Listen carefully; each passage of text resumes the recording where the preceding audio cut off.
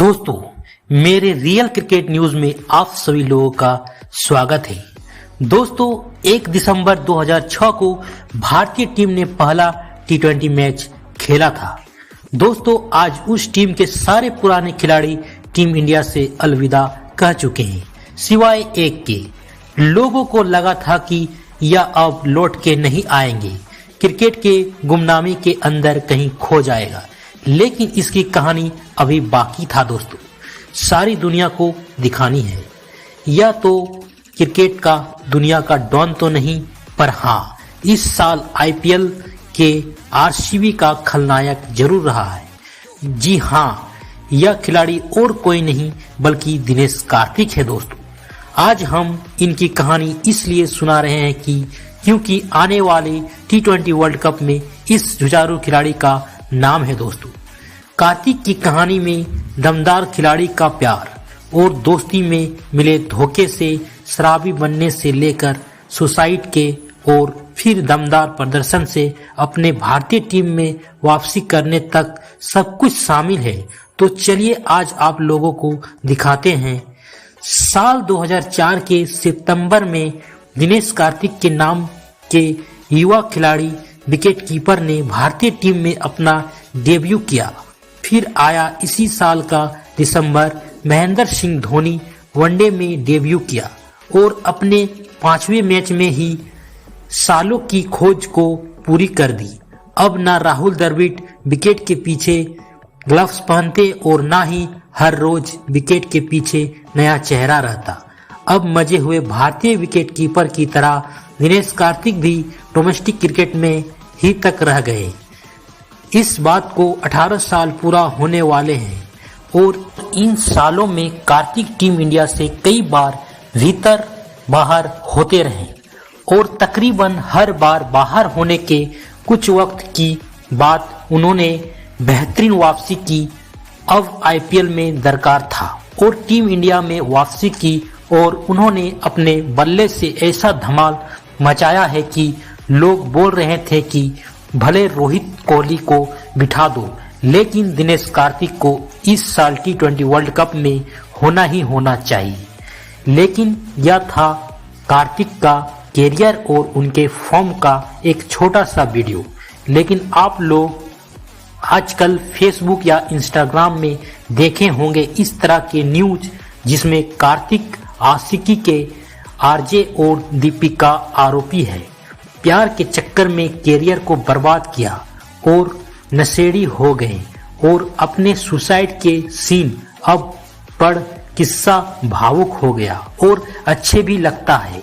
इसीलिए इस पर यकीन करना का दिल भी बहुत करता है। लेकिन हकीकत को दिखाने के लिए आप लोगों को ले चलते हैं कुछ वक्त पीछे। 2004 में दिनेश कार्तिक भारतीय टीम के डेब्यू के बाद अंदर बाहर होते रहे। कार्तिक 2007 में तकरीबन 22 साल की उम्र में अपने बचपन के दोस्त निकिता मंजारा से शादी कर ली। कहते हैं कि इन दोनों के शादी अरेंज मैरिज थी। दोनों ही के पिता एक दूसरे के अच्छे दोस्त रहा करते थे। वह शादी दोनों ने बिल्कुल फिल्मी अंदाज में की। सब कुछ सही चल रहा था।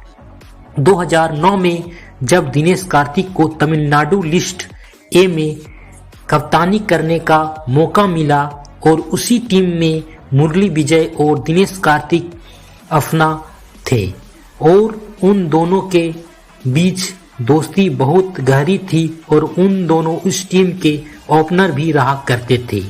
इसी दोस्ती ने भारतीय टीम के युवा बल्लेबाज और बेहतरीन विकेट कीपर बल्लेबाज दिनेश कार्तिक की दोस्ती निकिता से कराई। खूब मिलने लगे, दोस्ती धीरे धीरे बढ़ने लगी। फिर दोनों एक दूसरे के प्यार में पड़ गए। जब 2012 में मुरली विजय के बारे में पता चला तब दिनेश कार्तिक ने डिवोर्स दे दिया। तब निकिता प्रेग्नेंट थी और यह बच्चा दिनेश कार्तिक का नहीं बल्कि मुरली विजय का था। यह सुनकर दिनेश कार्तिक बहुत मायूस और उसे बहुत बुरा लगा। हालांकि उसके बाद वह शराबी बिल्कुल नहीं बने। इस तरह फिल्मों में दिखाया जाता है की टूटने के बाद शराबी बन जाते हैं। लड़ाई और इसके चलते टीम इंडिया से बाहर किया गया।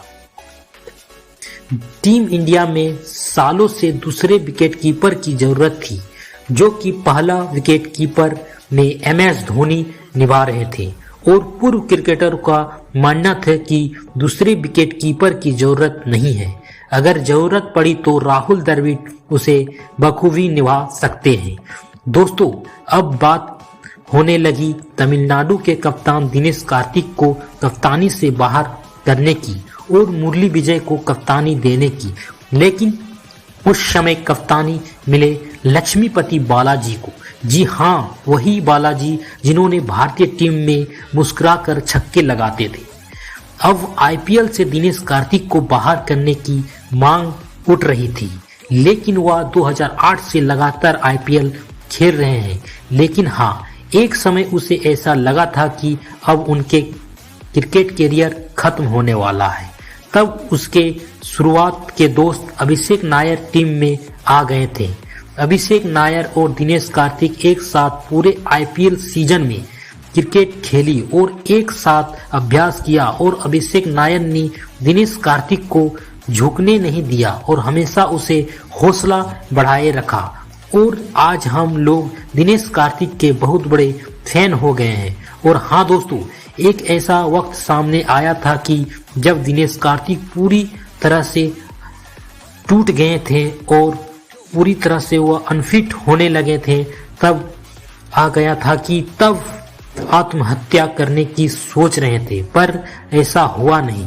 उसके बाद आती है दिनेश कार्तिक की दूसरी पत्नी के बारे में। दिनेश कार्तिक और दीपिका की फैमिली एक दूसरे से टच में रहती थी।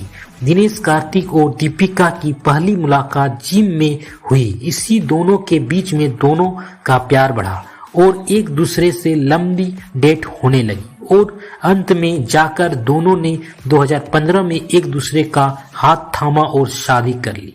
ऐसे में आप सभी लोगों को क्या लगता है दोस्तों, दिनेश कार्तिक को T20 वर्ल्ड कप में खेलना चाहिए या नहीं, या उसे मौका देना चाहिए कि नहीं, उसे आप कमेंट बॉक्स में बतलाइए दोस्तों।